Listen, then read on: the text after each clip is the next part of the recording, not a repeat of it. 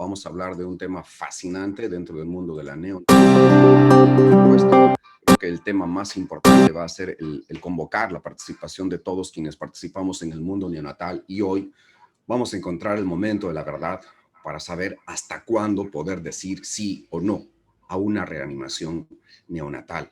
Sabemos que hay brechas en lo que significa tener la capacidad de decir a los padres, hasta aquí nomás.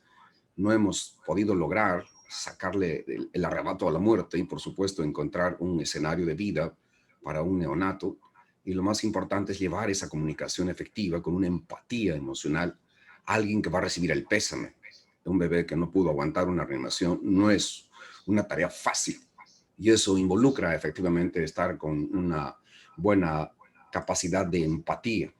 Y para llegar a tener este conocimiento, vamos a hacer que una profesional que tiene muchísima capacidad empática y buen liderazgo en lo que significa comunicación efectiva, y sobre todo con ese cariño y el garbo que le caracteriza para ser un profesional destacado en el mundo de la pediatría, con ustedes la doctora Melissa Milla, que en este instante comparte pantallas con nosotros, va hoy día a tomar este tema y quisiera que todos ustedes presten la absoluta atención. Adelante, doctora Melissa, usted puede iniciar la conferencia en esta super noche. Un abrazo para usted. Buenas noches con todos. Como ya lo dijo el doctor, bueno, soy la doctora Melissa Milla, médico pediatra, y el tema que hoy nos va a tocar exponer se refiere a la ética y cuidados al final de la vida. Una charla muy importante y necesaria dentro del programa de reanimación neonatal. Siguiente. Como contenido de la lección, vamos a abarcar los siguientes puntos. En primer lugar, vamos a conversar sobre los principios éticos para iniciar y detener una reanimación. Luego les explicaré cómo va a ser la comunicación con los padres, cómo vamos a hacer el momento de suspender la reanimación, en qué situaciones nos presentamos ante un pronóstico incierto, los criterios para detener esta reanimación, cómo actuar cuando el bebé fallece y cómo vamos a manejar el duelo con los padres y todo el equipo médico. Siguiente.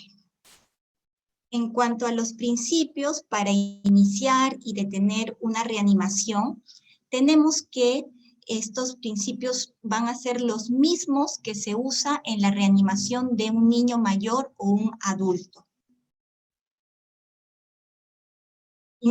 Estos principios incluyen la autonomía, que constituyen respetar los derechos de una persona a tomar decisiones que afecten su vida, la beneficencia, que es el proceder para beneficiar a los demás, o sea, hacer siempre el bien, la no maleficencia, que tenemos que tener siempre que evitar causar el daño, la justicia, o sea, que vamos a tratar a todas las personas en forma honesta, justa, respetando los derechos y la distribución justa de los recursos. Estos principios mencionados, que no pueden olvidarse en toda práctica médica, son la base de por qué pedimos a los pacientes el consentimiento informado antes de proceder con un tratamiento. Son principios generales. Las excepciones a estos principios incluyen las emergencias médicas que amenazan la vida y situaciones en las que los pacientes carecen de la competencia necesaria para tomar sus propias decisiones. En la reanimación neonatal suele ser justamente un momento complicado porque justamente representa una emergencia médica y es una situación en la que el recién nacido no tiene, como les digo, la competencia para tomar su propia decisión. Siguiente. Es por esto que vamos a hablarles sobre la comunicación con los padres. ¿Por qué? Porque los padres son los sustitutos en las decisiones de su propio hijo, ya que al ser un recién nacido y no tener conciencia para poder tomar su propia decisión, son los padres los que van a decidir acerca de lo que se debe hacer con el bebé y siempre buscando su mayor beneficio. Para esto se debe siempre entregar, como dice, una información relevante, precisa, en relación a los riesgos y beneficios de las opciones que tenemos de tratamiento. Siempre es importante explicarles a los padres que lo que vamos a hacer con sus bebés es de su mejor interés, no es lo que va a beneficiarlo, buscando, ¿no?, lo mejor para el bebé, ¿ok? En este tipo de reanimación hay que tener en cuenta que puede que no haya un tiempo, como se les mencionó hace un rato, para el consentimiento informado, ¿no? Puede ser una emergencia en ese momento que no se pueda determinar, no puede presentarse de un momento a otro. Entonces, probablemente las decisiones que tomemos sean siempre encaminadas, como les dije, a buscar el mejor beneficio y tener en cuenta que todo puede modificarse en el momento en que tengamos al recién nacido en nuestras manos y se presenten situaciones que no habíamos podido preverlas ni discutirlas con los padres previamente, como ya se les va a explicar en las siguientes diapositivas. Siguiente. En cuanto a las leyes y reanimación neonatal, hay que tener en cuenta que estas leyes pueden variar según el lugar donde desempeñemos nuestra profesión. Ninguna ley va a obligar a la reanimación en todas las circunstancias. Por ejemplo, si vamos a recibir a un bebé que no es viable, es decir, un prematuro de 21, 22 semanas, o un recién nacido que no va a tener una calidad de vida adecuada por alguna síndrome, algún grupo de malformaciones, y que probablemente fallezca, no se va a proceder a la reanimación. Asimismo, vamos a descontinuar el apoyo, ¿no?, si es que se piensa que la reanimación es inútil. Siguiente. Vamos a hablarle ahora sobre el no inicio de la reanimación cuando tenemos un pronóstico certero, un pronóstico cierto.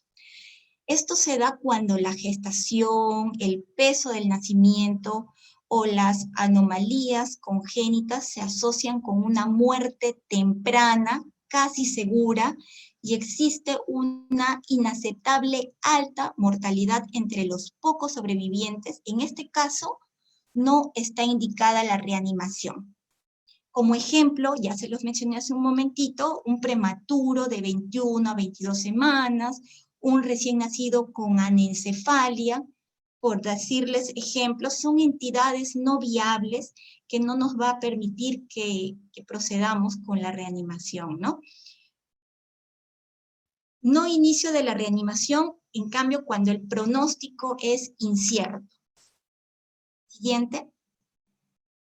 En condiciones asociadas a un pronóstico incierto, donde hay una supervivencia mínima, pero la existe, ¿no? Y aparte hay una alta tasa de morbilidad, y cuando el riesgo del bebé es alto, se debe apoyar los deseos de los padres en relación al inicio de la reanimación.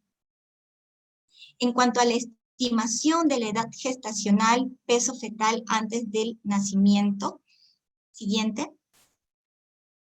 A menos que exista una fertilización in vitro, la edad obstétrica va a tener una precisión de 1 a 2 semanas. Esto es importante tenerlo en consideración, porque muchas veces cuando se presentan embarazos de 24, 25 semanas de edad gestacional, y el bebé al nacer se le realiza el examen físico y obtenemos que sale unas 27 semanas, ya nuestra decisión va a cambiar en cuanto a la reanimación. Estos niños ya deben ser absolutamente reanimados con todos los esfuerzos que podamos ofrecerle en relación, en cambio, con un embarazo que puede ser de 24 a 25 semanas por edad gestacional de la madre, pero en el momento del nacimiento le hacemos la evaluación y obtenemos que tiene, ¿no?, -2, o sea, 22 semanas. Entonces, en estos casos, ya no haremos mayores esfuerzos. Es como se explica ahora en la reanimación en contra de los deseos paternos. Nosotros como médicos sabemos que no es aceptable en situaciones con alta sobrevida y riesgo de morbilidad aceptable. O sea, esto definitivamente no lo aceptamos, ¿no? Existe el Comité de Ética, ¿ya? Y el Consejo Legal. Nosotros tenemos una obligación legal y ética con el paciente, siempre buscando lo mejor para él. Este comité puede ser útil siempre y cuando se reúna de repente antes, ¿no?, de que se produzca el nacimiento, y nos va a servir básicamente para recomendaciones, sugerencias, pero no nos va a imponer en la toma de decisiones, ¿no? No nos van a imponer las decisiones. Siempre este comité puede sugerir la realización de tal o cual procedimiento, nos va a orientar cómo enfrentar tal o cual patología. Pero la decisión, como se los mencioné hace un ratito, puede ser modificada siempre que nazca el paciente y ya lo tengamos en nuestras manos, ¿no? Y le hagamos la evaluación, el examen físico. Es importante tener en cuenta que cualquier procedimiento que realicemos en una reanimación debe ser totalmente documentado, ¿no? Debemos precisar y detallar todas las decisiones tomadas y justificarlas. Esto es importantísimo en la historia clínica, ¿no? Y lo realizamos en el día a día cuando nos enfrentamos a neonatos que tenemos que reanimar, ¿no? Siguiente. En cuanto al consejo prenatal antes de un nacimiento de alto riesgo, cada vez que vamos a recibir un niño, podremos establecer una relación importante con los padres. Es importante que exista un grado de confianza, ¿no? Esto lo vamos a generar nosotros mismos y vamos a transmitir con mayor sinceridad todas las decisiones que vamos a tomar. Y ellos nos van a también manifestar todas sus angustias e inquietudes, ¿no?, respecto a dicho nacimiento. Es importante tener en cuenta que la información, como dice, debe ser consistente acerca de lo que vamos a realizar y cómo vamos a ofrecer un cuidado coordinado en el momento de recibir a ese recién nacido o en el momento que vamos a realizar la reanimación.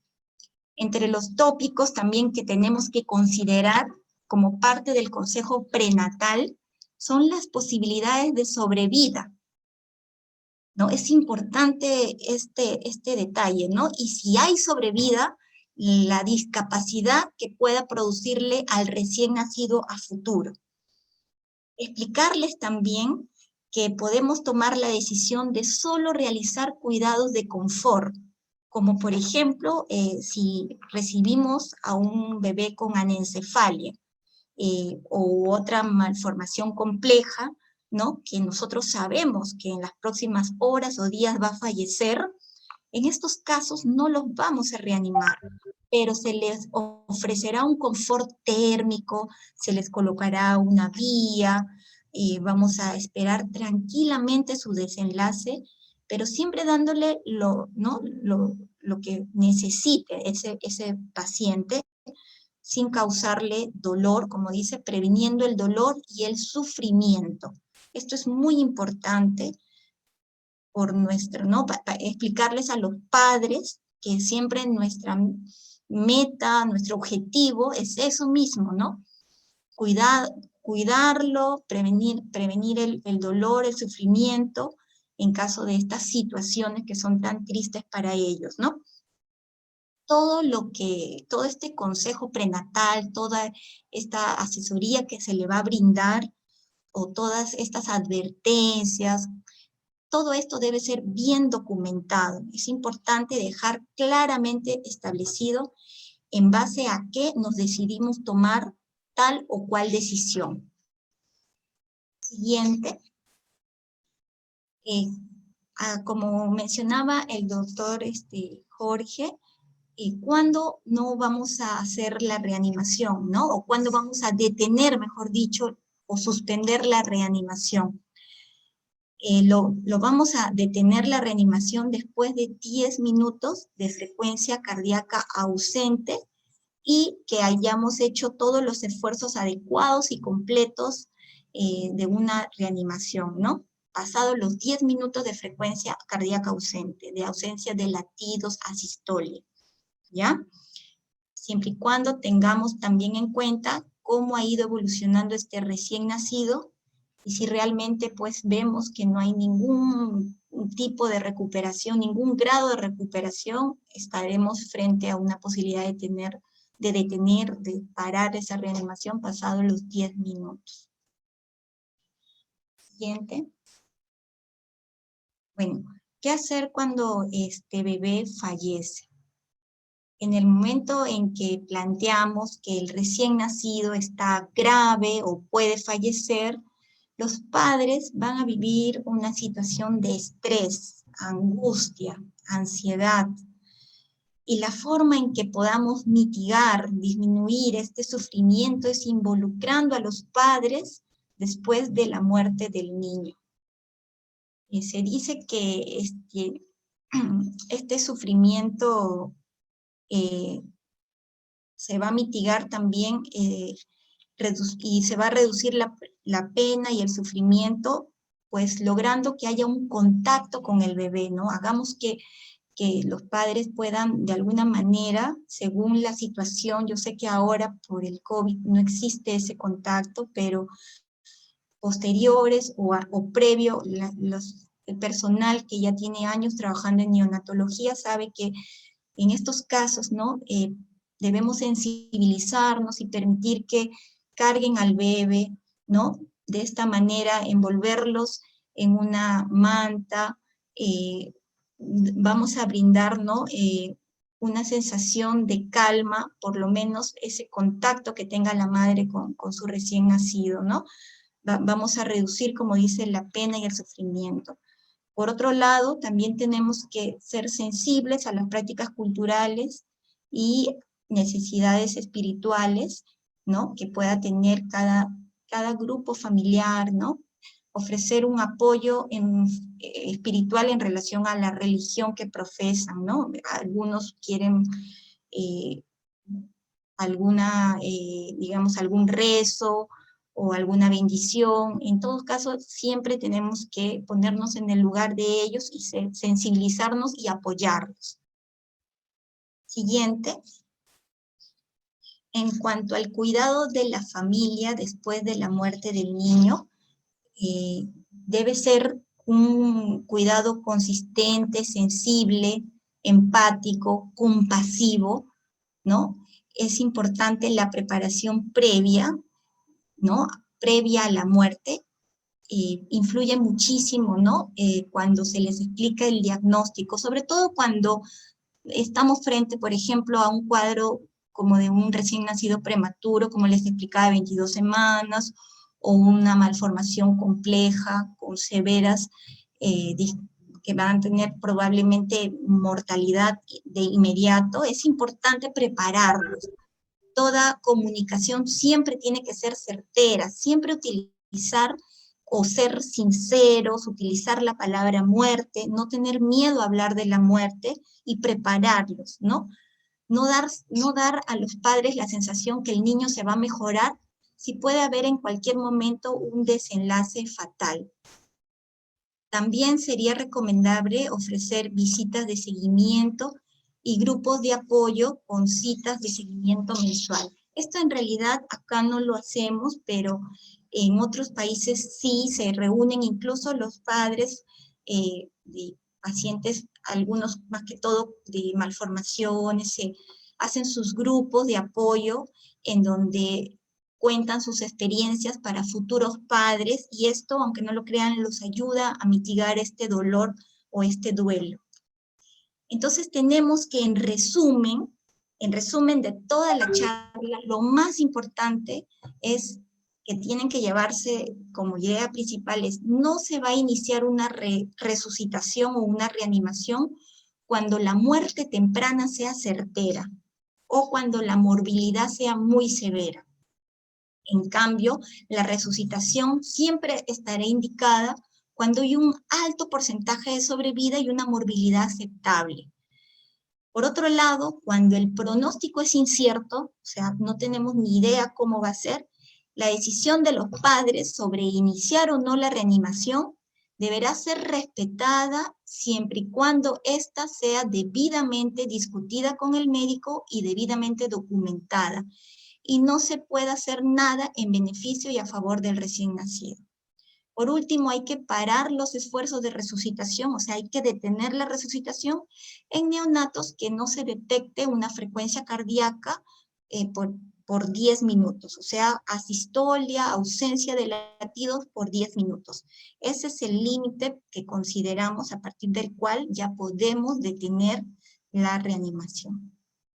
Bueno, eso es todo lo que tengo para ustedes esta noche. Les dejo con un pequeño mensaje, que el buen médico trata la enfermedad y el gran médico trata al paciente que tiene la enfermedad. Procuremos siempre llevar este lema en nuestras vidas, y bueno, cuando hablo del médico me refiero en general al personal médico, ¿no? Y nada, les agradezco la atención. Muchas gracias.